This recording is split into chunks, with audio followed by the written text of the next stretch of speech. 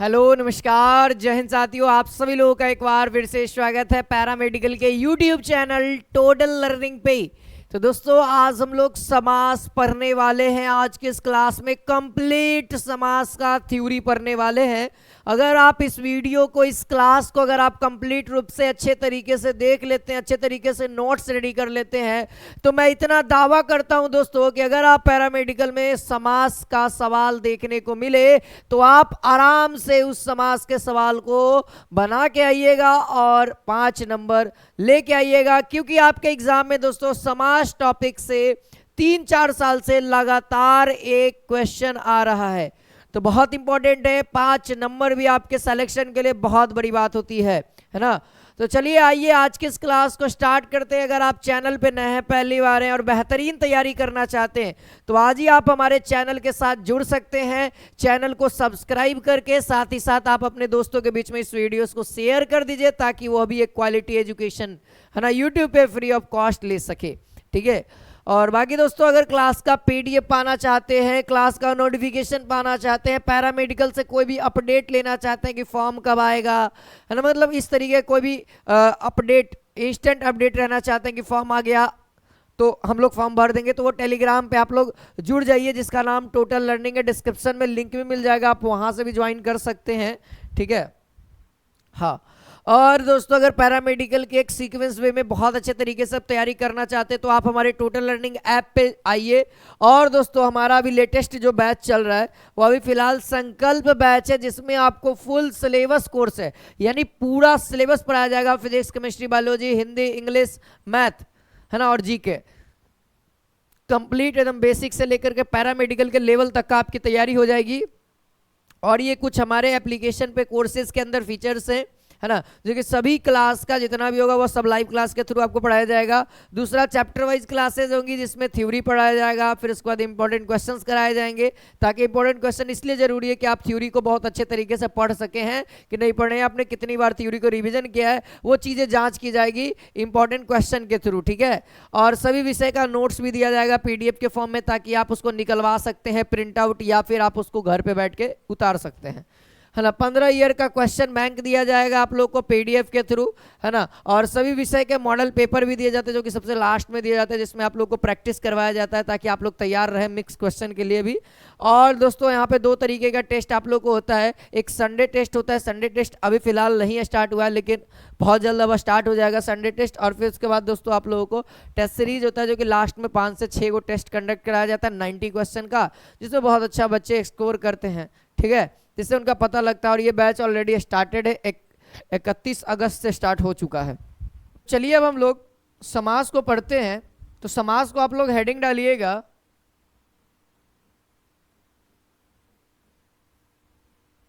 तो समास क्या होता है पहले इसको समझते हैं। तो ये समास का संधि विच्छेद अगर आप करेंगे तो समास 2 शब्दों में टूट करके आएगा। समास का अगर आप संधि विच्छेद करते हैं तो समास 2 शब्दों में टूट करके आएगा। पहला टूटेगा सम, है ना, और दूसरा टूटेगा आस। सम जोड़ आस यानी कि समास। तो यहां से दोस्तों दोनों ही शब्द का अपना अपना एक अलग अलग अर्थ है। तो देखिए सम का जो यहां पर से अर्थ क्रिएट होकर के आ रहा है वो होता है दोस्तों संक्षिप्त। क्या होता है? संक्षिप्त। वही अगर हम बात करें आस की तो आस का अर्थ होता है यहां पे कथन, या फिर आप इसको शब्द भी कह सकते हैं। तो यानी अगर मैं कहूं कि समास का एक्चुअल में अर्थ क्या हो गया, तो समास का जो अर्थ हो गया दोस्तों वह हो गया संक्षिप्त शब्द या फिर संक्षिप्त कथन। तो लिख देते हैं यहां पे कि समास का शाब्दिक अर्थ या समास का अर्थ भी कह सकते हैं, क्या हो जाएगा? संक्षिप्त कथन या फिर संक्षिप्त शब्द। अब इसको आप लोग ऐसे समझो, इसको आपको ऐसे समझना होगा संक्षिप्त कैसे हो रहा है। समास को पहले समझिए कि समास कहते किसे हैं। तो 2 या 2 से अधिक शब्दों के मेल से जो नए सार्थक शब्द का निर्माण होता है वह दोस्तों समास कहलाता है। संधि में हम लोगों ने क्या पढ़ा था, जरा उसको रिकॉल करते हैं। तो संधि में हम लोगों ने पढ़ा था दो या दो से अधिक वर्णों के मेल से नया वर्ण बन रहा था, लेकिन यहां पे क्या है, दो या दो से अधिक शब्दों के मेल से नया शब्द क्रिएट हो रहा है, वो भी सार्थक जिसका अर्थ हो कुछ, तो उसे हम लोग समास कहते हैं। जैसे आप लोग समझो चौराहा, ये जो चौराहा शब्द आप लोग यूज करते हैं यह एक्चुअल में समास है। इसका अगर विग्रह करते इसको बड़ा करेंगे, यानी ये जो चौराहा है ये समास है, और समास कहता है संक्षिप्त वर्ड, यानी चौराहा एक समास है और ये संक्षिप्त है। सर जब इसको आप तोड़ेंगे विग्रह करेंगे तो यह हो जाएगा चार राहों का समूह, वही समास कहलाता है। जहां पे भी अगर आपको चार गो रास्ता दिख जाए तो आप उसको क्या कहते हैं, चौराहा कहते हैं। कहते हैं ना कि नहीं कहते हैं, कहते हैं सर। तो वही बात यहां पे इसीलिए लिखा गया है। समास का जो शाब्दिक अर्थ होता है वह क्या होता है, संक्षिप्त, और संधि का शाब्दिक अर्थ क्या होता है, जोड़ना। ये दोनों आपस में रिलेट करते हैं सर, बहुत ज्यादा एग्जाम में सवाल भी आते हैं। तो यहां से हम लोग डेफिनेशन लिख सकते हैं, और लिखना भी चाहिए, आप लोग को नोट डाउन कर लीजिए। दो या दो से अधिक, दो या दो से अधिक शब्दों के, दो या दो से अधिक शब्दों के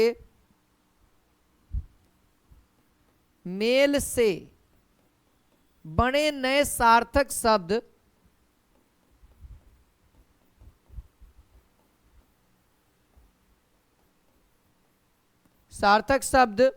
क्या कहलाता है दोस्तों, समास कहलाता है। और कैसे कहलाता है आप लोग समझ में आ रहा होगा।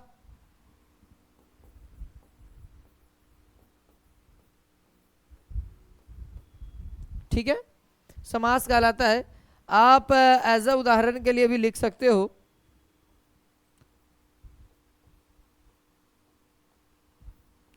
दशानन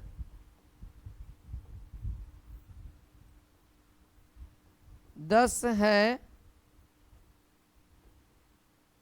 आनन जिसके, अर्थात रावण। तो ये जो 10 है आनंद जिसके, ये एक शब्द, ये पूरा एक वाक्य हो गया, अलग अलग शब्द से मिलकर बना।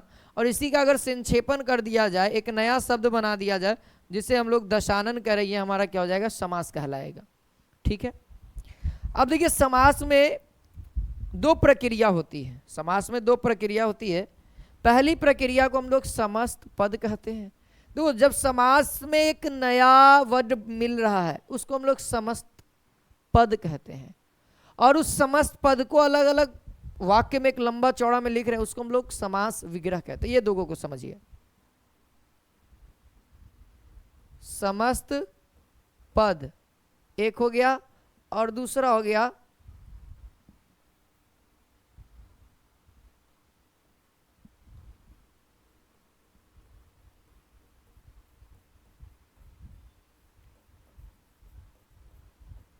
विग्रह। इन दोनों में कुछ खास अंतर है नहीं। देखिए समास के नियमों का पालन करके, है ना, समास के नियमों का पालन करके जो नया शब्द बना उसे हम लोग समस्त पद कहेंगे। ठीक है, तो यहां पे लिखिए समास के नियमों से बना शब्द, समास के नियमों से बना शब्द समस्त पद कहलाता है। क्लियर है?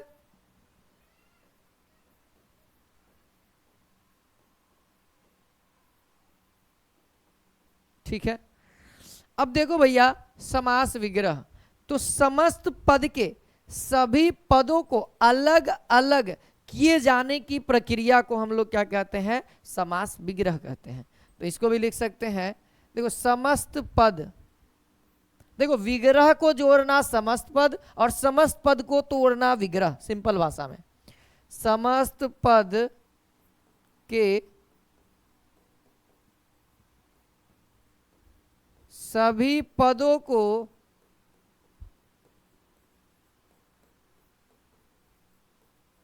अलग अलग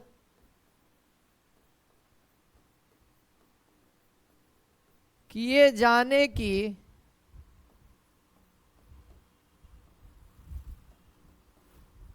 प्रक्रिया, है ना, किए जाने की प्रक्रिया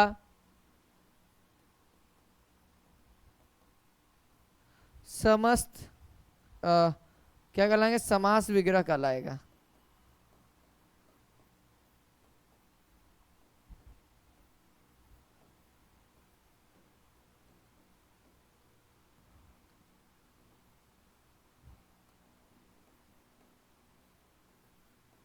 ठीक है, दोनों ही बातें क्लियर हो गई। और एक और बात नोट डाउन करने वाली बातें ये है, देखिए समास की जो रचना होती है वो दो पदों में होती है। मेनली रूप से समास की जो रचना होती है वो दो पदों में होती है। ठीक है, इस बात को ध्यान रखिएगा। तो उसी बात को मैं लिख रहा हूं यहां पे, समास की रचना प्रायः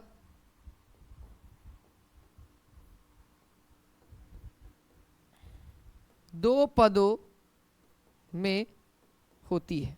ठीक है, अब वो कौन कौन सा पद है जरा जानना आपको जरूरी है ना, ध्यान रखिएगा। पहले को पूर्व पद कहते हैं, और यहां पे ध्यान रखेंगे दूसरे को उत्तर पद कहते हैं। इसका बेस्ट एग्जाम्पल आप इससे समझो, बेस्ट एग्जाम्पल आप यहां से समझो, जैसे आपके सामने है राजपुत्र, आपके सामने क्या है, एक राजपुत्र। तो यहां पे अगर मैं बात करूं कि पूर्व पद में कौन सा है, पूर्व पद में कौन सा है, तो आप ध्यान रखेंगे राज है। अगर आपसे कहा जाए कि उत्तर पद में कौन सा है, तो ध्यान रखें पुत्र है। तो ये दो ही शब्द, दो ही, है ना, पद की रचना समास कहलाती है, जो कि एक पूर्व होता है, एक उत्तर होता है। ठीक है, ये बातें केवल आपको ध्यान में रखनी है। तो इतना दूर तक आप लोग नोट डाउन कर लीजिए फटाफट एक बार। ठीक है, इसके बाद हम लोग आगे बढ़ते हैं। इतना दूर तक तो किसी को कोई डाउट नहीं हुआ होगा अब तक। अब हम बात करेंगे दोस्तों, आपसे सवाल रहेगा कि समास कितने प्रकार के होते हैं। आपसे सवाल है, कमेंट में बताइए कि समास कितने प्रकार के हैं। समास के प्रकार, ठीक है, इधर आप लोग लिख लीजिएगा, याद है तो, और नहीं भी याद है तो हम यहाँ पे लिख रहे हैं, लिस्ट बना दे रहे हैं। पहला नंबर नोट डाउन करिए, अव्ययी भाव समास, और इसी सीरीज से भी हम लोग पढ़ेंगे अव्ययी भाव समास। दूसरा नंबर नोट डाउन करिए, तत्पुरुष समास।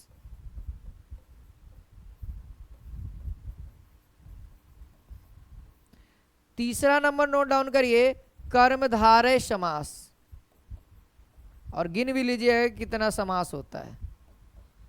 ठीक है, कमेंट में, लाइव कमेंट में, लेकिन मैं जो पूछूं ना वो उसका जवाब जरूर दीजिएगा आप लोग। ठीक है, चलिए चौथा नंबर में आता है दोस्तों द्विगु समास,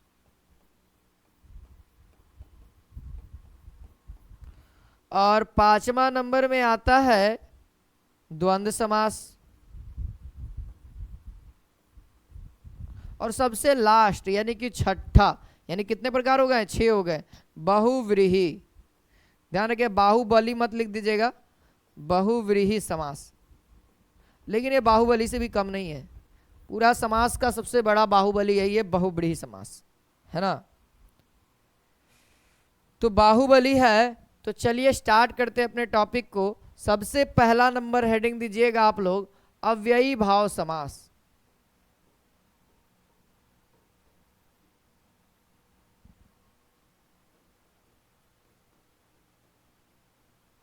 तो अव्ययी भाव समास क्या कहता है, देखो इसका लैंग्वेज से ही आप लोग पकड़ पा रहे होंगे। अव्ययी भाव समास यानी इसमें अवयव तो होना जरूरी है। तो डेफिनेशन कहता है कि जिस समास का पहला पद यानी कि पूर्व पद अवयव हो और तथा प्रधान हो, उसे हम लोग क्या कहेंगे, अव्ययी भाव समास कहते हैं। तो अव्ययी भाव समास का पूर्व पद प्रधान होता है। सबसे ज्यादा इंपॉर्टेंस दोस्तों पहले पद के शब्द को दी जाती है। ठीक है, तो यहां पर से डेफिनेशन लिखिए, आगे एग्जाम्पल से आपको और क्लियर क्लियर समझ में आएगा। जिस समास का पूर्व पद, जिस समास का पूर्व पद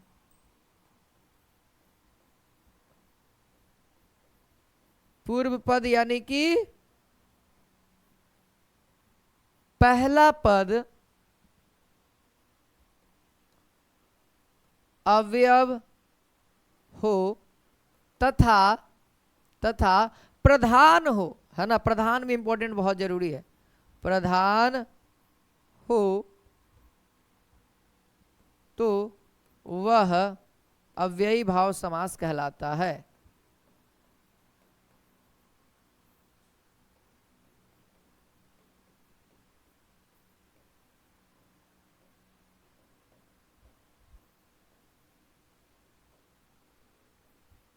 कहलाता है, ठीक है, डन हो गया, इतना इतना तो डन है। अब देखो भैया, अव्यय अगर पहला पद अव्यय है तो अव्यय होता क्या है? तो अव्यय शब्द होते हैं जिसको आपको याद रखना है। जैसे पहचान के लिए आपको मैं बता रहा हूँ, पहचान के लिए नोट डाउन कर पाएंगे आप लोग तो नोट डाउन कर लीजिए। जैसे पहचान में अगर आ रहे आगे में तो समझ जाइए कि वह अव्ययी भाव समास। जैसे आजन्म, आजन्म आपका क्या अव्ययी भाव समास, जबकि आपके एग्जाम में पूछा हुआ सवाल है, ठीक है। दूसरा भर, जैसे भर पेट, यथा यानी यथाशक्ति, हाथ हाथों हाथ, ठीक है, हाथों हाथ। और भी है आ हो गया, भर हो गया, प्रति प्रति, ठीक है। ये सब क्या है दोस्तों? अव्ययी भाव समास के सारे पहचानने के लिए आगे में लगे हुए रहेंगे, आगे में लगे हुए रहेंगे। और भी लिख सकते हैं हर, यावत इत्यादि कर देता हूँ, इतना कंफर्टेबल है। इससे आगे सवाल तो अब नहीं देखने को मिलेंगे। बाकी ज़्यादा से ज़्यादा क्वेश्चन प्रैक्टिस करेंगे तो और भी चीज़ें क्लियर हो जाएंगी, ठीक है।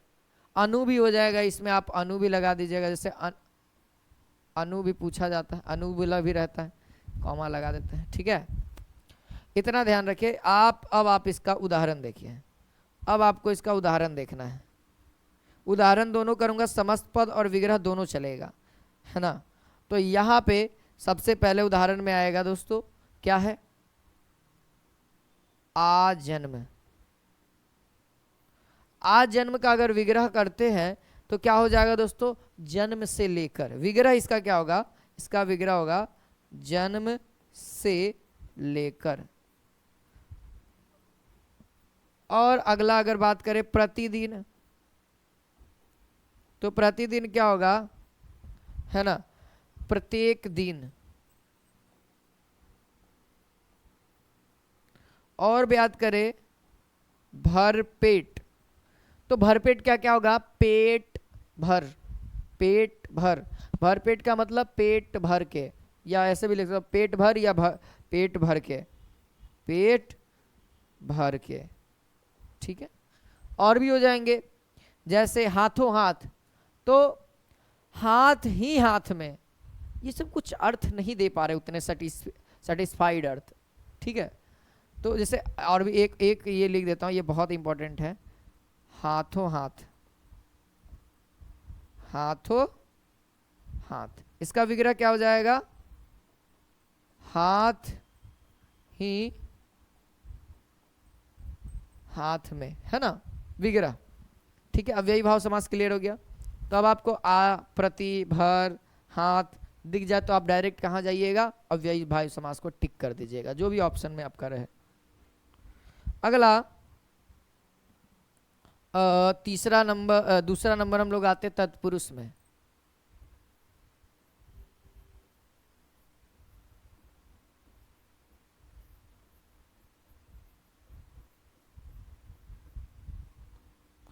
तत्पुरुष समास, तो जिस समास का उत्तर पद प्रधान हो, ठीक है, ध्यान रखिए, जिस समास का उत्तर पद प्रधान हो, या फिर बोल सकते हैं दोनों पदों के बीच कारक चिन्ह का लोप हो, तो वह समास तत्पुरुष समास कहलाता है। ये हम लोग बोल सकते हैं। जैसे राजपुत्र जैसे राजपुत्र, तो राजपुत्र अगर आप बोलते हैं तो आपको एहसास हुआ कि राजा का पुत्र, राजपुत्र का मतलब राजा का पुत्र। यहाँ पे का जो है वह लोप हो गया है, और का क्या है हमारा कारक चिन्ह है दोस्त, ठीक है। और भी एग्जांपल है, गगन चुंबी, गगन को चूमने वाला, यानी गगन चुंबी मतलब गगन को चूमने वाला। यहाँ पे को मिसिंग लग रहा है, आपको फील आना चाहिए, फील आना चाहिए, जब आप पढ़ रहे हो तो फील आना चाहिए, ऐसी पढ़ाई होनी चाहिए सर। फील आ रहा है ना, फील आ रहा है ना, लड़का लड़की वाला फीलिंग नहीं बता रहा हूँ, मतलब हिंदी का फीलिंग बताओ मेरे दोस्त, हिंदी का, ठीक है। चलिए तो इस चीज को हम लोग नोट डाउन करते हैं। अब लिखिए, जिस समास में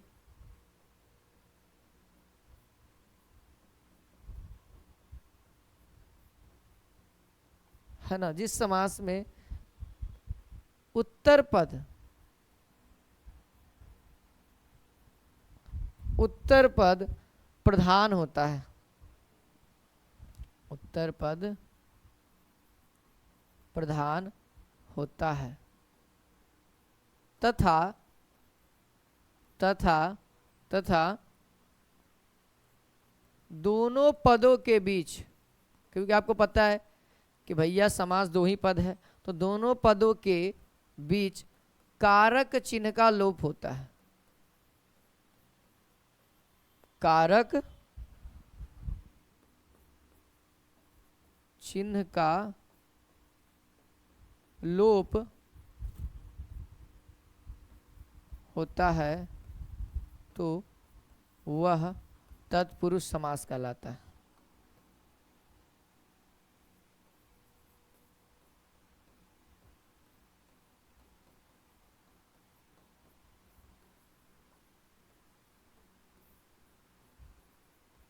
ठीक है, तत्पुरुष समास क्लियर हुआ। ऐसे उदाहरण में इसका आप देख सकते हैं, उदाहरण के लिए बहुत सारे मैं उदाहरण बता सकता हूं आपको।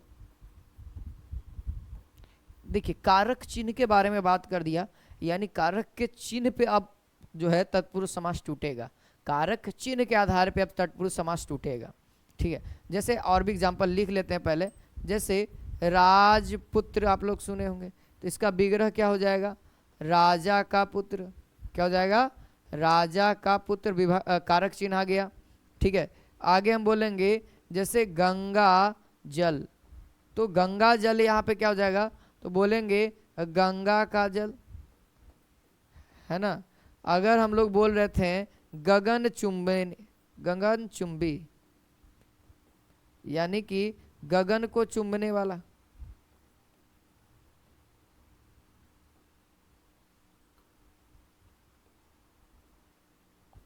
को चुंबने वाला, है ना। और भी बोल सकते हैं जैसे गौशाला, गौशाला का मतलब गौ की शाला, है ना। ये क्या है, गौ की शाला, शाला करने का मतलब रहने वाला, खाने वाला स्थान गायों का, ठीक है। जैसे घोड़ा का स्तबल होता है, उस तरीके से गाय का शाला कहा जाता है, गौशाला, ठीक है। क्लियर है बातें। तो देखिए यहाँ पे का है, यहाँ पे को है, यहाँ पे की है, तो आप लोग जब कारक पढ़ेंगे या फिर आगे मैं पढ़ाऊंगा, कारक का भी वन शॉट वीडियो आएगा, तो उसमें भी मैं बताऊंगा कि कारक कर्ता ने कर्म को, तो यहाँ पे जो को का इस्तेमाल किया है वो कर्म के आधार पे, यानी कर्म तत्पुरुष समास, है ना, करण तत्पुरुष समास, संप्रदान तत्पुरुष समास, उस समय वो चीजें यूज करनी है। तो आगे मैं इसको डिवाइड करूंगा तत्पुरुष समास के प्रकार को, ठीक है, तत्पुरुष समास के प्रकार, ठीक है। तो यहाँ पे तत्पुरुष समास के प्रकार को आप एक्चुअली में आराम से डिवाइड करो पार्ट बाई पार्ट, ठीक है। देखो इसका नंबरिंग नहीं किया जाए, अच्छा नहीं लगता है नंबरिंग करने के बाद, ठीक है। विदाउट नंबरिंग हम लोग करते हैं, हम लोग स्टार्ट करते हैं। ये जो कारक वाला है इसको में हम 5 ही उठाएंगे, और एक हमारा नीज आ जाता है जो कि तत्पुरुष के अंदर ही आता है, ठीक है। तो इसमें 5 ही हैं। पहला कर्म, है ना, कर्म तत्पुरुष समास, इसको हम लोग द्वितीय तत्पुरुष कहते हैं, इसे हम लोग द्वितीय तत्पुरुष कहते हैं, मेंशन कर लीजिएगा। इसको हम लोग द्वितीय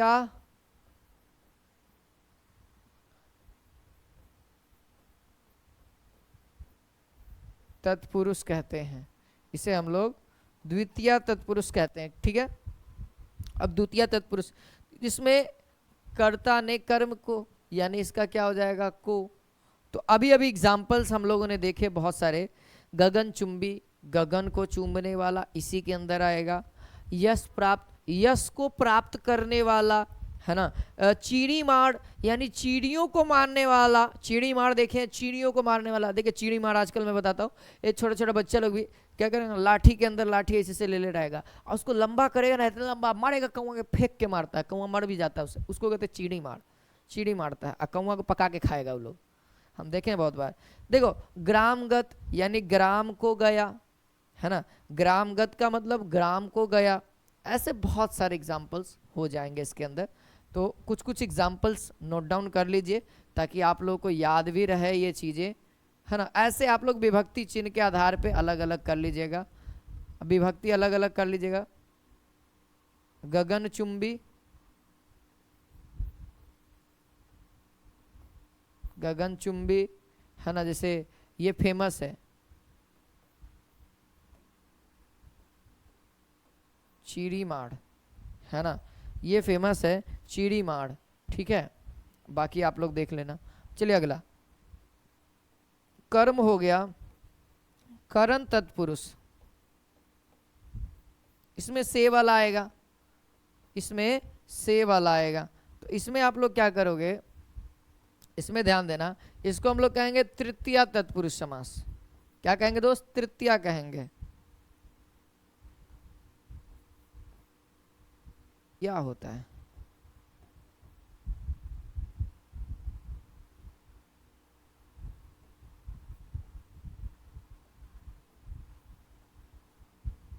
करण से, इसका भी उदाहरण बहुत सारा हो जाएगा।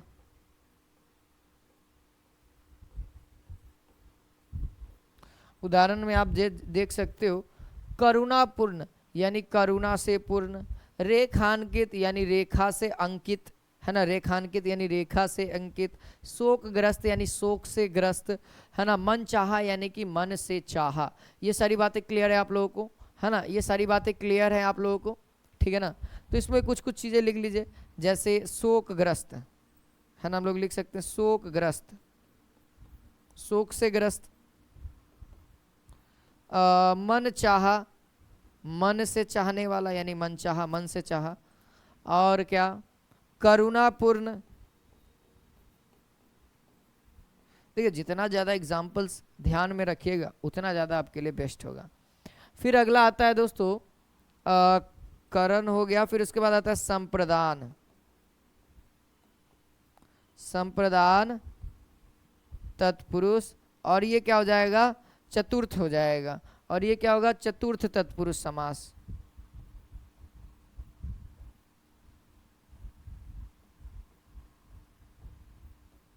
इसका क्या हो जाएगा,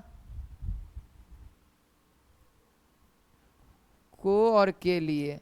किसके लिए, देने के अर्थ में हम लोग इसका इस्तेमाल करते हैं। को या के लिए हम लोग देने के अर्थ में इस्तेमाल करते हैं। लेकिन यहाँ पे उदाहरण क्या होगा, जैसे उदाहरण भी मेंशन करते हैं यहाँ पे, प्रयोगशाला, है ना, प्रयोगशाला, हथकरी,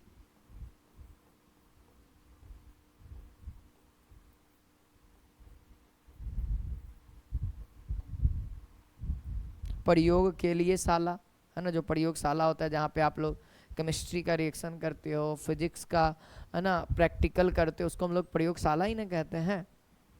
प्रयोग के लिए शाला। यज्ञशाला, यज्ञ करने वाला स्थान जहाँ पे होता है ना, एक कुंड बना हुआ रहता है, यज्ञशाला उसको कहते हैं, है ना। और क्या कहते हैं, हथकड़ी, हाथ में कड़ी। ये सारी चीज़ें आप लोग मेंशन कर सकते हैं। संप्रदान हो गया, फिर उसके बाद आता है आपादान, अलगाव की स्थिति में, है ना, अलगाव की स्थिति में।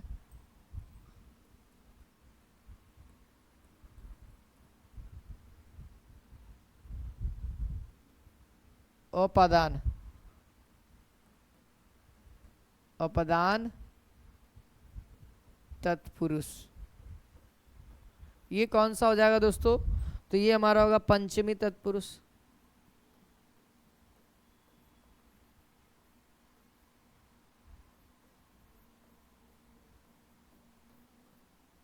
ठीक है, ये हमारा क्या हो जाएगा? पंचमी तत्पुरुष।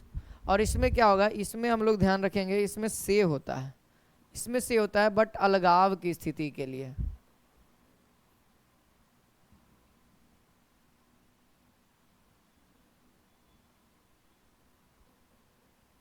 ना, अलगाव में। उदाहरण के तौर पे आप देख लो, उदाहरण में बहुत सारे एग्जाम्पल्स हो जाएंगे। जैसे देखो ऋण मुक्त, ऋण मुक्त आप देखो ना, मैं ऋण मुक्त हो गया, यानी कि मैं ऋण से मुक्त हो गया, मतलब ऋण और मेरा संबंध अलग अलग हो गया, है ना। तो एग्जाम्पल्स भी बहुत सारे होते हैं। ऋण मुक्त, धनहीन, है ना, बोल सकते हैं धनहीन, यानी दोस्त मैं धन से हीन हो गया, धनहीन। क्लियर है? उसी तरीके से आप बोल सकते हैं पाप मुक्त, गुणहीन, है ना, पथ भ्रष्ट, मैं पथ से भ्रष्ट हो गया। ठीक है, उसी तरीके से अब आता है दोस्तों आपादान हो गया। आपादान के बाद आइए संबंध तत्पुरुष, फिर उसके बाद आता है अधिकरण, लास्ट संबंध। ऐसे 8 है लेकिन 8 का यूज यहाँ पे नहीं होता है, उसमें से लिमिटेड ही है। इसको हम लोग षष्ठी कहेंगे, षष्ठी, षष्ठी तत्पुरुष समास।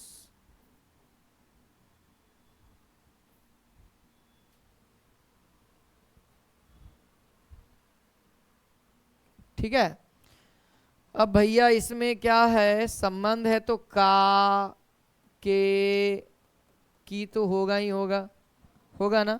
तो यहाँ पे भी उदाहरण के लिए बहुत सारे एग्जाम्पल हो जाएंगे। जैसे मैंने बताया ना कि रिलेशन बताएगा, रिलेशन बीच में, जैसे राजकुमार, राजपुत्र, राजा का पुत्र, जैसे राजकुमार हो गया राजा, राजा का कुमार।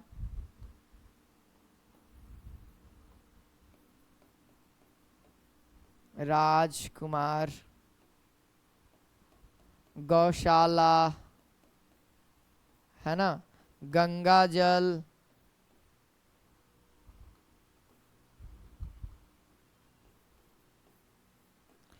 राजपुत्र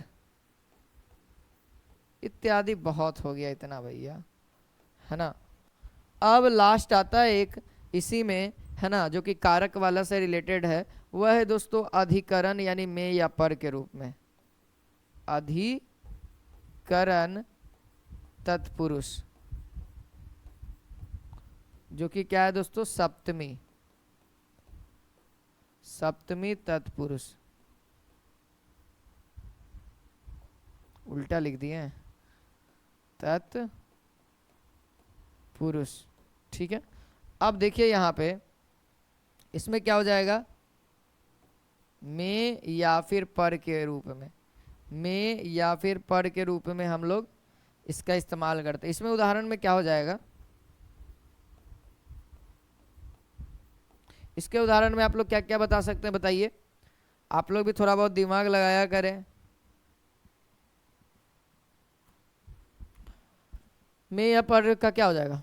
शोक मग्न, शोक में मग्न, है ना। धर्म वीर, यानी धर्म में आप वीर हैं। गृह प्रवेश, यानी गृह में प्रवेश कर रहे हैं। कला श्रेष्ठ, आप कला में श्रेष्ठ हैं, आप अपने कला में।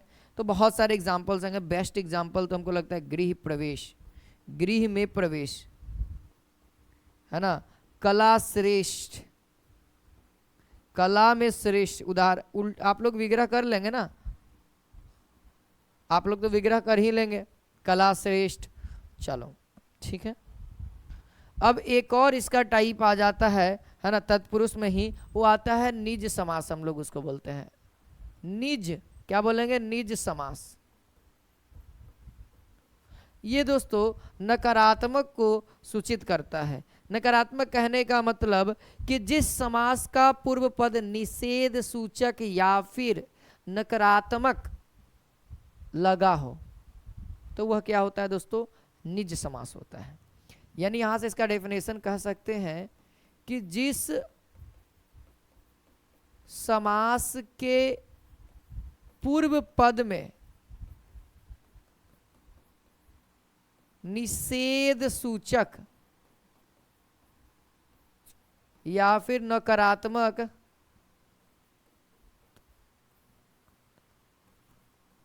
लगा रहे तो वह क्या हो जाएगा, निज समास होगा। तो भैया नकारात्मक कौन कौन से हो जाएंगे, तो उसके ऊपर भी बात कर ही लेते हैं यहां पे।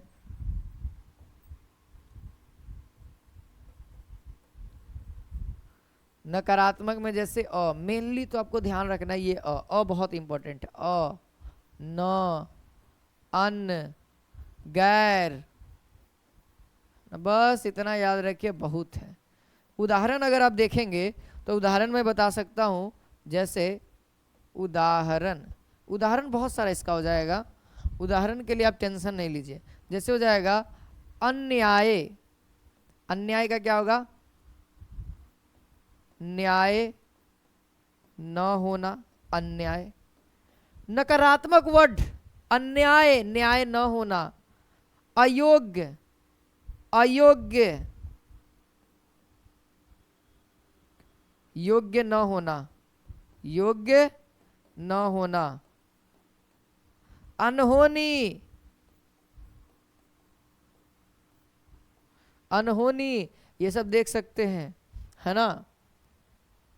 ये सब जो वर्ड्स हैं ये सब नकारात्मक सूच करते हैं। गैर सरकारी, सरकारी न होना, होनी न होना, अनहोनी, जो होना चाहिए था वो नहीं हुआ, अनहोनी हो गया। चलिए निज समास भी क्लियर हो गया, तो कंप्लीटली रूप से हम लोग तत्पुरुष को समझ चुके हैं। अब हम लोग आते हैं तीसरा पोजीशन पे, यानी कि कर्मधारय समास पे।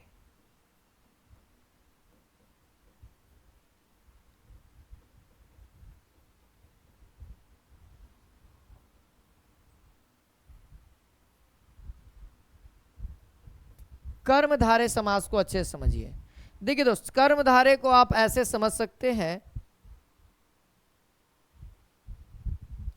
कि जिसका उत्तर पद प्रधान हो, जिसका उत्तर पद प्रधान हो, लेकिन एक और बात याद रखिएगा, तथा पूर्व पद और उत्तर पद जो है ना, उपमान और उपमेय यानी कि विशेष्य या विशेषण होना चाहिए। दो कंडीशन मैंने बताया, लिखिए, इसको नोट डाउन कर लीजिए। जिस समास का, जिस, है ना, जिस समास में समस्त पद, समस्त पद का पूर्व, सॉरी उत्तर पद, है ना, उत्तर पद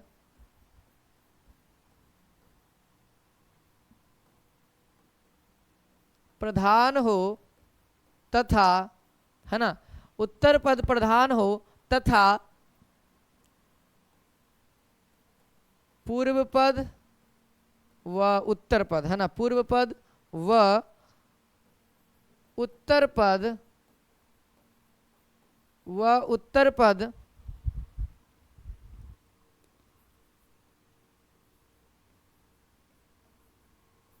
उपय, क्या हो जाएगा, उपमान और उपमेय, अथवा इसी को हम लोग कहते हैं, ये भाषा आप लोग समझिए, अथवा ये वाला भाषा आप लोग अच्छे समझेंगे, विशेष या विशेषण। ठीक है, विशेष या फिर विशेषण हो तो वह कर्मधारय समास कहलाएगा या कहलाता है।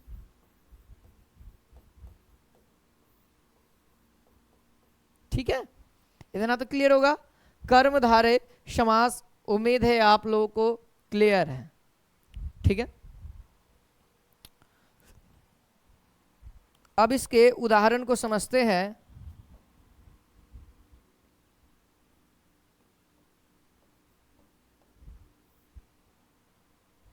ठीक है, अब इसके हम लोग उदाहरण को समझते हैं। उदाहरण में जैसे देखिए नील कमल, नील कमल हमारा बेस्ट एग्जांपल।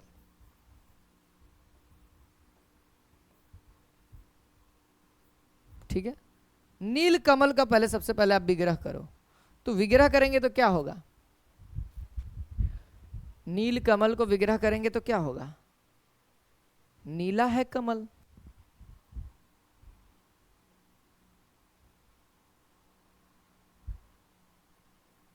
या फिर नीला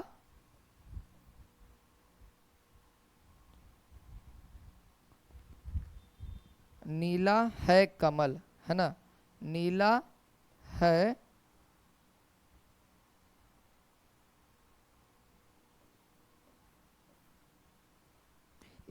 एक क्या कहते हैं ना, काला वाला जो बड़ा वाला चींटी होता है ना, वो मेरे को बेचारे को काटने की कोशिश कर रहा है, लेकिन बेचारा काट नहीं पा रहा है।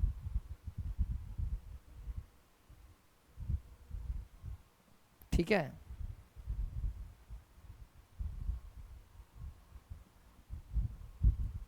उसको भगा देते हैं, नहीं तो कहीं दब जाएगा तो और दिक्कत ही है ना। चलो उसको मैंने भगा दिया। अब आप लोग ध्यान दीजिए, जैसे अगला एग्जाम्पल देख लीजिए, अगला एग्जाम्पल भी हम लोग लिख सकते हैं चरण कमल। यानी चरण कमल का मतलब आप समझ रहे हैं, ये जो चरण कमल आपके सामने जो दिख रहा है, इसका मतलब क्या होता है, इसका मतलब होगा दोस्तों कि जो चरण है आपका कमल के समान है, सॉफ्ट, सुंदर, कोमल, है ना। तो यही मतलब है कि कमल के समान चरण, कमल के समान चरण।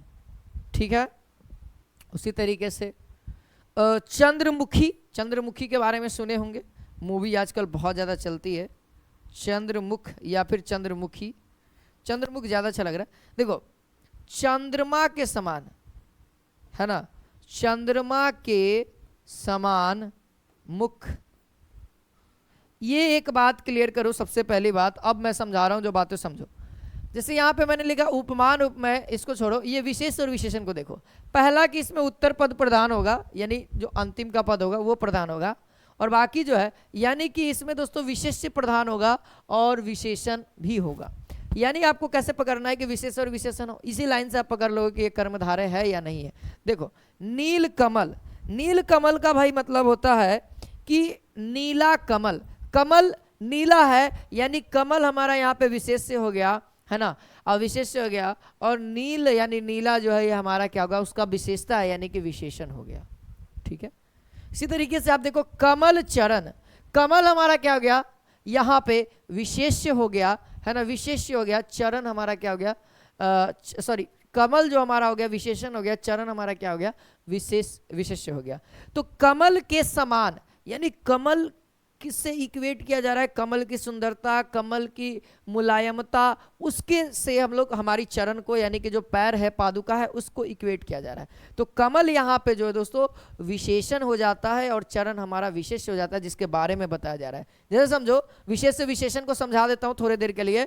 जैसे मैं, आप लोग बोल रहे हो कि सर आप बहुत अच्छा पढ़ाते हैं, आप अच्छा पढ़ाते हैं, आप अच्छा पढ़ाते हैं, तो आप किसके बारे में बोल रहे हो, मेरे बारे में। यानी मैं, आप जिसके बारे में तारीफ कर रहे हो वह जो व्यक्ति है वह व्यक्ति विशेष से कहलाता है, और जो चीजें वर्ड जो इस्तेमाल कर रहे हो तारीफ में, जैसे अच्छा पढ़ा रहे हैं, यानी अच्छा आपने तारीफ किया, तो वह क्या हो जाता है, विशेषण हो जाता है। ये छोटा सा एक एग्जांपल से आप क्लियर कर लो।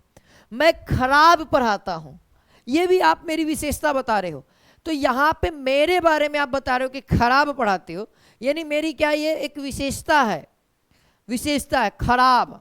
खराब क्या हो गया, विशेषण हो गया, और विशेष्य कौन है, तो मैं हूं, क्योंकि मेरे बारे में बोला जा रहा है। समझ में आई बात। चलो, यही कर्मधारय का पूरा सारांश है, जिसको आपको बेहतर तरीके से सोच के, समझ के, यूज करके आगे करना होगा। अब आइए आगे बढ़ते हैं। नीलकंठ, इसमें हम लोग नीलकंठ को भी रखेंगे, ये मत घबराइएगा। नीलकंठ यानी कह सकते हैं नीला है कंठ, यानी कंठ की विशेषता बताई जा रही है कि कंठ जो है ना वो नीला है, कंठ की विशेषता बताई जाए, लेकिन विशेष विशेषण तो यहां भी है, तो इसको हम लोग कर्मधारय में रखेंगे। ठीक है, एक्चुअली में ये है किसका, नीलकंठ एक्चुअली में है किसको, भगवान शिव को कहते हैं, भगवान शिव को कहते हैं। यह एक बहुब्रीहि समास है, लेकिन इसको हम कर्मधारय में भी रखेंगे। कब कर्मधारय होगा, कब विशेषण होगा, ये जब डिफरेंस पढ़ेंगे आगे उसमें बात करेंगे। कर्मधारय और बहुब्रीहि में क्या डिफरेंस है, कर्मधारय और द्विगु में कौन सा डिफरेंस है, सारी चीजें करेंगे उसको लास्ट में। थोड़ा सा हमें लगता है कि पेज चला जाए। अब हम लोग आते हैं यहाँ पे चौथा नंबर यानी द्विगु समास। 3 तो हो गया हम लोग का, चौथा द्विगु समास। तो द्विगु समास क्या कहेगा, तो जिस समास है ना, यहां से आप लोग नोट डाउन कर सकते हैं कि जिस समस्त पद में है ना, जिस समस्त पद का पूर्व पद संख्यावाचक हो तो उसे हम लोग द्विगु समास में कहेंगे। या जिस समास का पूर्व पद संख्यावाचक हो, जिस समस्त पद लिख सकते हैं या जिस समास का लिख सकते हैं, लेकिन पूर्व पद लगाना मत बोलिएगा, क्योंकि पहला जो पद होगा वह संख्यावाचक आ गया, यानी संख्या दर्शा दी। जैसे पंचांग, पंचांग पढ़िएगा तो आगे का पंच, यानी इससे आपको प्रतीत हो रहा है, फील आ रहा है कि 5 के बारे में बात किया जा रहा है। चौराहा, इससे आपको फील आ रहा है चौराहा, यानी 4 गो के बारे में बात किया जा रहा है। पहला पद से ही आपको क्लियर हो जाएगा, चौराहा, चौ मतलब 4। त्रिशूल यानी कि तीर शूल के बारे में बात कर रहे हैं, त्रि यानी कि 3। त्रिभुज क्या हो रहा है, संख्यावाचक। तो जहां पे आपको संख्या दिसे वह आप द्विगु समास के अंदर रख सकते हैं। तो चलिए इसके डेफिनेशन को लिख लीजिए। जिस समस्त पद का है ना, जिस समस्त पद का पूर्व पद, पूर्व पद है ना, जिस समस्त पद का पूर्व पद संख्यावाचक हो, संख्यावाचक हो तो वह द्विगु समास कहलाता है।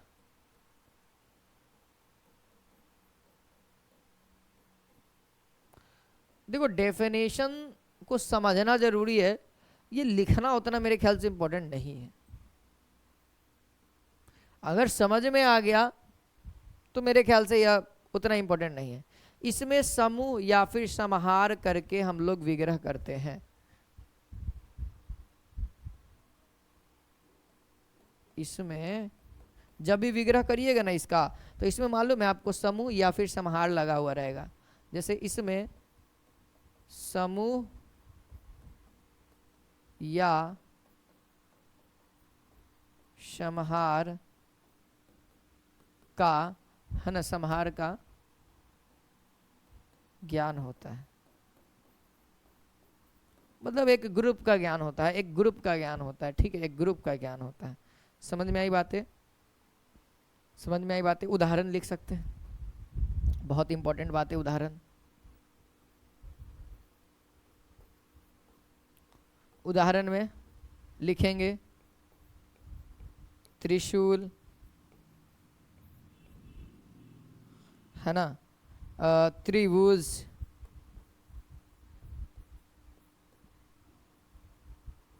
चौराहा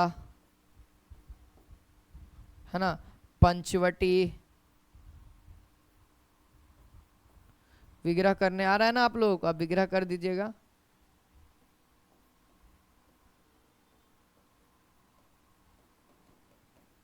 तीन शूलों का समूह,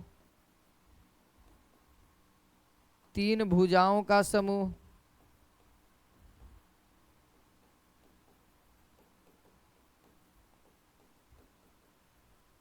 4 राहों का समूह,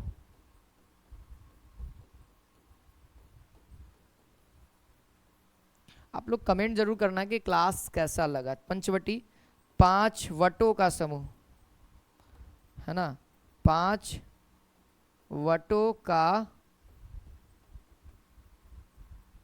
समूह। ठीक है, तो इतना फटाफट द्विगु समास का हो गया, नोट डाउन कर लेंगे वीडियो को पॉज करके।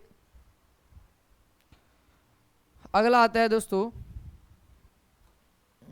किम्मा हो गया, चौथा हो गया पांचवा, है ना।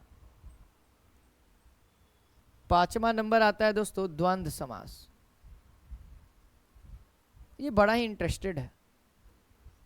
द्वंद्व समास कहेगा कि जिस समस्त पद का पूर्व पद तथा उत्तर पद दोनों ही पद प्रधान हो तो उसे हम लोग द्वंद्व समास कहते हैं। ठीक है, जिस समस्त पद का दोनों पद यानी उत्तर पद और पूर्व पद प्रधान हो उसे हम लोग द्वंद्व समास कहते हैं।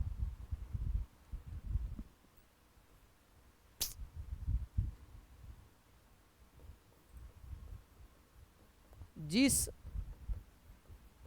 समस्त पद का दोनों पद मतलब आप लोग समझ रहे हैं, दोनों पद प्रधान हो तथा विग्रह करने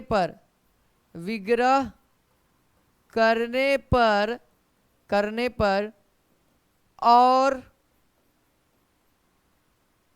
अथवा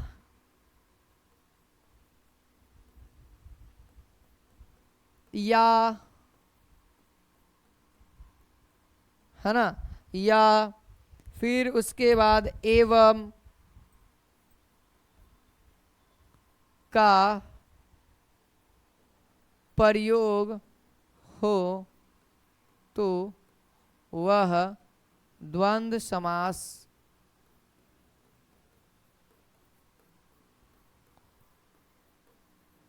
लाता है।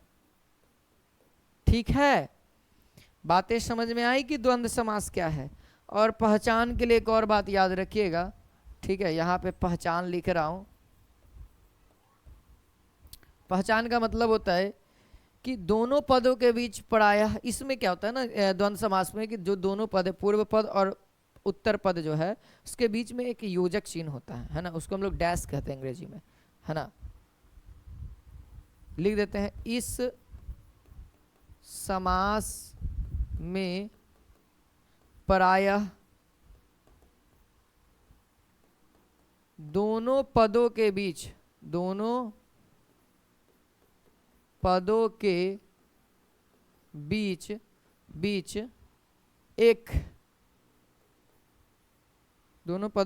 योजक चिन्ह होता है। लिख देते हैं, है ना, डैश जिसको हम लोग कहते हैं योजक चिन्ह, ब्रैकेट में लगा कर ये डैश होता है। अब आप उदाहरण से समझ जाना। उदाहरण यहां पे लिख रहा हूं, उदाहरण से आप लोग समझिएगा। उदाहरण में क्या हो जाएगा, और लगा दीजिएगा बीच में केवल। ठीक है, जैसे लोटा डोरी, ये इस तरीके से होगा। ये समास है, ये क्या है, समास है, लेकिन इसका विग्रह क्या हो जाएगा, इसका विग्रह हो जाएगा लोटा और डोरी, लोटा और डोरी, या लोटा एवं डोरी, ज़्यादातर तो और लगाया जाता है। ठीक है, माता पिता, देखो लोटा भी इंपॉर्टेंट है, डोरी भी इंपॉर्टेंट है ना। जैसे माता पिता, बताओ, माता भी इंपॉर्टेंट है, पिता भी इंपॉर्टेंट है, तो इसका विग्रह क्या करोगे, माता और पिता। और एक और लिख लो, दाल भात, दोनों ही इंपॉर्टेंट है, दाल और भात,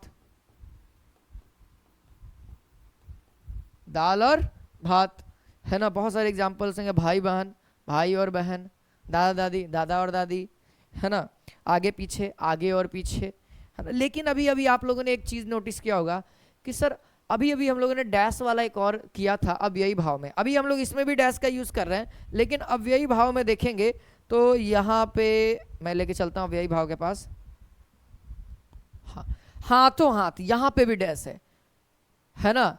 तो देखिए कभी कभी आपके एग्जामिनर क्या करेंगे, अव्ययी भाव को भी द्वंद्व के जैसा रिलेट करने का प्रयास करेंगे। तो ध्यान रखिएगा, डैश तो रहेगा दोनों में, अव्ययी भाव में भी कुछ कुछ में डैश रहते हैं और उसमें भी रहता है, लेकिन एक बात याद रखिएगा, यहां पे वैसे शब्द होंगे जैसे धीरे धीरे, तो धीरे डैश धीरे, तो उसमें दोनों पद प्रधान का हुआ सर, एक ही वर्ड को तो दो बार रिलेट किया, तो वो अव्ययी भाव में हम लोग कर देंगे। लेकिन उसमें आगे पीछे है ना। लेकिन अगर आप द्वंद्व की बात करोगे, द्वंद्व में क्या हो जाएगा, आगे पीछे, ऊपर नीचे, है ना, ऊपर नीचे। समझ में आ रही है बातें, ऊपर नीचे, पाप पुण्य, है ना, नदी नाले। देखिए नदी और नाले, नदी लंबा होता है, नाले छोटा होता है, दोनों ही एक जैसे अपने आप में प्रधान है। लेकिन धीरे धीरे नहीं सर, ये कोई बात नहीं हो, ये अव्ययी भाव में हम लोग रख देंगे। अगर ऐसा कुछ हुआ धीरे धीरे, तो हम लोग किस में रखेंगे, अव्ययी भाव में। ये सवाल आया हुआ है इसीलिए मैं बता रहा हूँ, ठंडा गर्म ये सब सब चीजें नॉर्मल है। अब आते हमारा जो लास्ट है वह है बहुब्रीहि समास, छठा। फिर उसके बाद अंतर को सीखेंगे, बहुव्रीहि समास। अब बाहुबली जी आ गए हैं, अब इनको प्रदर्शित कर दीजिए, बहुव्रीहि समास। इसको ध्यान में रखने के लिए सिंपल सा एक बात है, भगवान के नाम और दुनिया में यूनिक चीजें। भगवान के नाम और दुनिया में सबसे यूनिक जो अकेला हो, एक हो, जैसे सूर्य, चंद्रमा, ग्रह जितना है सबका नाम, है ना, ये सब क्या है, एक दूसरे से यूनिक है, अकेला। भगवान के नाम अकेला है। जैसे लंबोदर, लंबोदर किसका नाम है, गणेश जी का नाम है। एक दंत गणेश जी का नाम है। पीतांबर, देखो पीतांबर मतलब होता है पीला अंबर, पीतांबर का मतलब होता है पीला अंबर, तो इसको हम कर्मधारय में भी रखेंगे। लेकिन पीला है अंबर जिसका अर्थात विष्णु जी, विष्णु जी को भी पीला कपड़ा पड़ता है। आप जब आपके घरों में कथा वगैरह होगा तो देखिएगा, ठाकुर प्रसाद जी एक ऐसा पत्थर होता है, उस पत्थर का नाम मेरे को नहीं याद आ रहा है, उसको हम लोग, उसको पंडित जी लोग ठाकुर कहते हैं, ठीक है। तो वो उसको लोग पीला कपड़ा वगैरह चढ़ाते हैं, क्योंकि वो विष्णु जी का रूप माना जाता है, यानी राम जी का रूप, विष्णु जी, जो भी आप कहो, ठीक है, उतना रहने दे। तो देखो वो हो गया। फिर चतुर्भुज, तो चतुर्भुज आप किस में रखिएगा, चतुर्भुज यानी चार भुज, चार भुजा, अभुजा का मतलब होता है हाथ, तो चार भुजा मतलब चतुर्भुज, तो एक रेक्टेंगल भी हो जाता है। लेकिन ध्यान रखिएगा, अगर आपके ऑप्शन में बहुब्री है, वो सब डिफरेंसेस में हम लोग पढ़े, तो चतुर्भुज जिसके चार भुजा अर्थात भगवान विष्णु। महादेव, महानुदेव भगवान विष्णु, सॉरी भगवान सॉरी शिव, है ना, भगवान शिव। तो ये सब चीजें हैं, ठीक है, यूनिकनेस। तो चलिए इसका डेफिनेशन क्या होगा, इसका डेफिनेशन हम लिख सकते हैं, जिस समस्त पद का कोई पद प्रधान ना हो, दोनों में से कोई पद प्रधान ना हो, ठीक है, और दोनों पद मिलकर के एक तीसरे नए पद का निर्माण करता है, तो उसे हम लोग क्या कहते हैं, याद रखिएगा, बहुब्रीहि समास कहते हैं। तो यहां पे मेंशन करेंगे, लिखेंगे, जिस समस्त पद का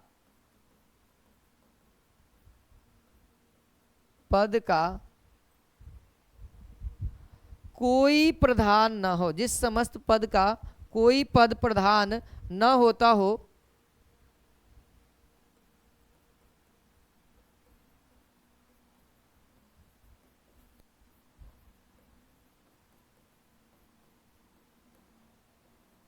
दोनों पद मिलकर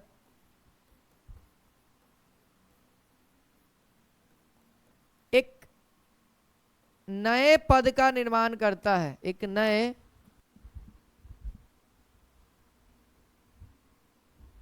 पद का निर्माण करता है ना।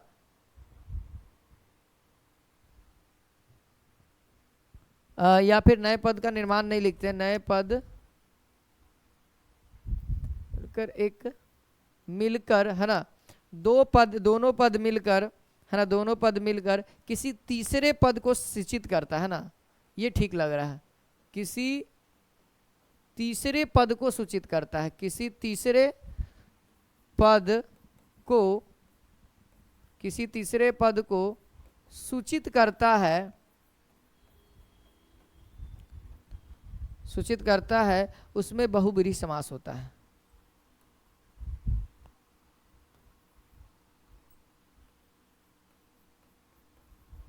उसमें बहुव्रीहि समास होता है।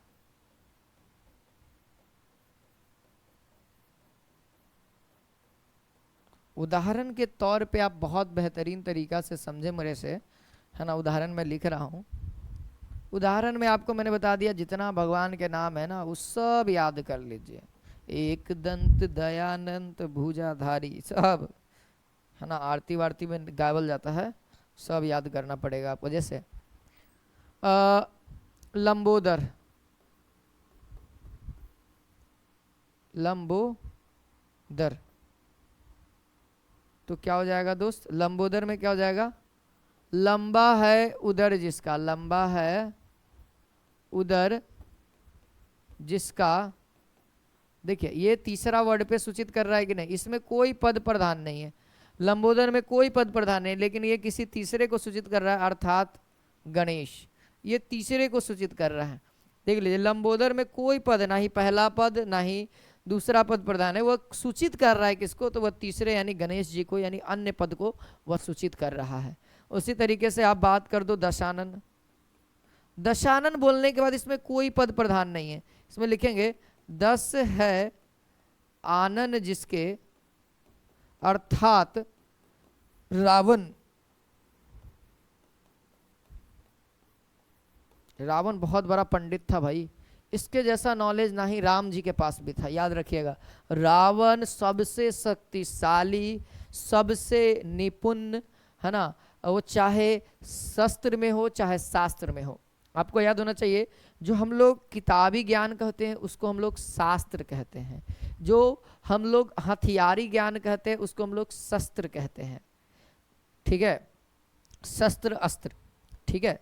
तो उसका भी उसके पास ज्ञान था, शास्त्र का भी ज्ञान था, है ना, वो एक तरह से बहुत बड़ा पंडित था, ठीक है, लेकिन फिर भी वह राम जी से हार गया। क्यों मालूम है, इसका रीजन इसी ने बताया था, है ना, कि तुम चरित्रवान हो और मैं चरित्रहीन हूँ, बस एक ही कंडीशन था। जबकि रावण के पास भी बहुत बड़ी सेना थी, राम जी से भी बहुत बड़ी सेना थी, लेकिन फिर भी ये हार गया, केवल एक कंडीशन था, चरित्रहीन और चरित्रवान, ठीक है। तो ये सब चीज़ें हैं, बहुत अच्छी अच्छी चीज़ें आपको सीखने को मिलेगी, लेकिन याद रखिएगा जो भी धर्म है आपका, उस धर्म के बारे में जानिए, मैं ये कहता हूँ उस धर्म के बारे में जानिए, लेकिन दोस्त उसी को जीवन मत बना दीजिए। याद रखिएगा धर्म से दुनिया नहीं चलता है, संविधान से दुनिया चलता है, इस बात को याद रखिएगा, ठीक है। और संविधान बहुत अच्छा है हम लोगों का। चलिए आइए, क्योंकि सब चीज़ की आज़ादी हम लोग अगर जी रहे हैं बहुत अच्छे तरीके से, तो यह भी आज़ादी हमें संविधान देता है। मैं यहाँ पे वीडियोस बना रहा हूँ, आपको पढ़ा रहा हूँ, यह भी संविधान देता है, ठीक है। तो संविधान इज़ दिस बेस्ट शासन का प्रणाली, ठीक है। चलिए आगे बात करते हैं। यहाँ पे लंबोदर, दशानन, है ना, महादेव, है ना, महादेव, तो देवों में महान, है ना, देवों में है, देवों में है जो महान, अर्थात देवों में है महान जो, अर्थात भगवान शिव, यानी महादेव किसको सूचित कर रहा है, शिव को। अगर मैं बोलूँ कि महादेव जी को प्रणाम करो, तो आप किनको प्रणाम करोगे, भगवान शिव को प्रणाम करोगे, तो वो शिव जी लगा दो, यानी ये तीसरा अन्य पार्टी को प्रदर्शित कर रहा है। तो ये बातें आप लोग समझ में आ रही है। त्रिलोचन, अब देखो, अब बात यहाँ पे अगला करेंगे दोस्तों, दो बात करेंगे। सबसे पहला एक कर्मधारय एवं बहुव्रीहि, ठीक है, ये पहला बात। और ये दूसरा बात करेंगे, एक हो जाएगा हमारे सामने द्विगु एवं बहुव्रीहि।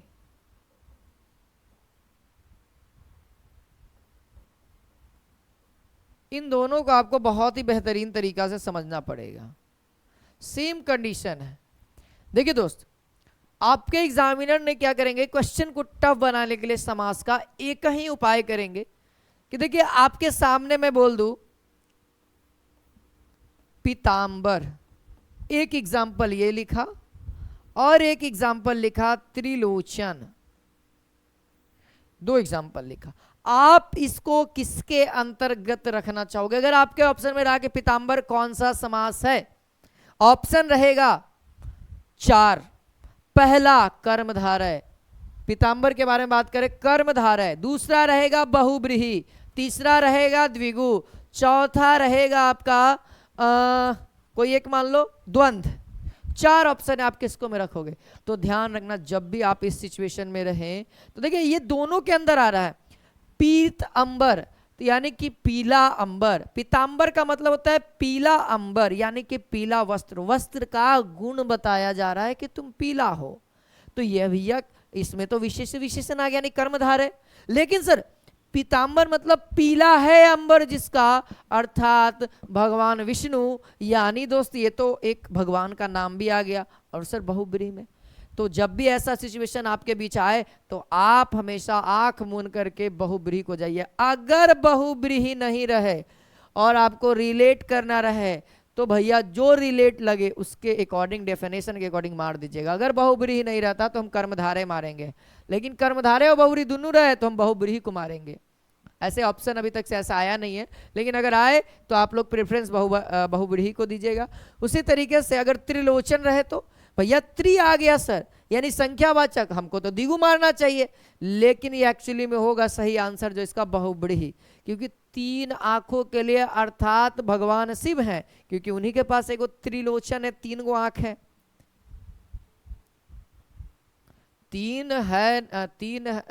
3 है नयन जिसके, अर्थात भगवान शिव है ना। तो ये लेकिन ऑप्शन के अकॉर्डिंग रहेगा तब, अगर बहुब्रीहि नहीं रहेगा तब हम किस में मारेंगे? द्विगु में मारेंगे, क्योंकि संख्यावाचक है। अगर दुन्नु रहेगा तब बहुब्रीहि को मारना है। यही बात हम आपको सिखा रहे हैं, ठीक है। जैसे पंचवटी, पंचवटी एक और चीज, पंचवटी के बारे में देख लो, ये भी इंपॉर्टेंट है। पंचवटी के बारे में सुनिए। पंचवटी क्या दोस्तों, आप किस में रखिएगा? सर बहुब्रीहि भी होगा और ये द्विगु भी होगा, दोनों होगा पंचवटी। अब लेकिन ऑप्शन के ऊपर डिपेंड करता है कि कौन मारेंगे। प्रेफरेंस हम लोग को किसको, प्राइमरी किसको देना है? बहुब्रीहि को। हाँ, पंचवटी क्या है सर? तो राम जी, सीता जी और लक्ष्मण जी जब जंगल में गए थे, वन में गए थे, तो जहां पे उन्होंने निवास किया जंगल में, उस जगह को हम लोग पंचवटी के नाम से आते। तो वो भी यूनिक हो गया, भगवान जी रहे भैया और कोई नहीं, तो वो भी यूनिक है। तो ये सब चीजें हैं, ठीक है। तो आई होप आप लोगों को क्लियर पता लग गया होगा। तो जब जैसन तब तैसन हम लोगों को काम करना है। तो उम्मीद है वीडियो पसंद आया हो तो लाइक करें, शेयर करें और कमेंट करके मुझे ज़रूर बताएं कि वीडियो कैसा लगा और हर एक कंसेप्ट आप लोगों को अच्छे तरीके से समझ में आया कि नहीं आया। बाकी इसका एमसीक्यू का भी वीडियो लाऊंगा और आप लोग उसके एमसीक्यू को भी कर लेगा। 100 से ऊपर ही वीडियोस आएंगी, मतलब क्वेश्चन का वीडियो आएगा जिसमें आप लोग अच्छे तरीके से इन सारे कंसेप्ट को कर लीजिए। तब तक आप लोग अपना रिवीजन भी कर लीजिए, ठीक है। फिर एक नेक्स्ट वीडियो में हम लोग मिलेंगे आपके साथ। आज के लिए इतना ही। जय हिंद, जय भारत, वंदे मातरम।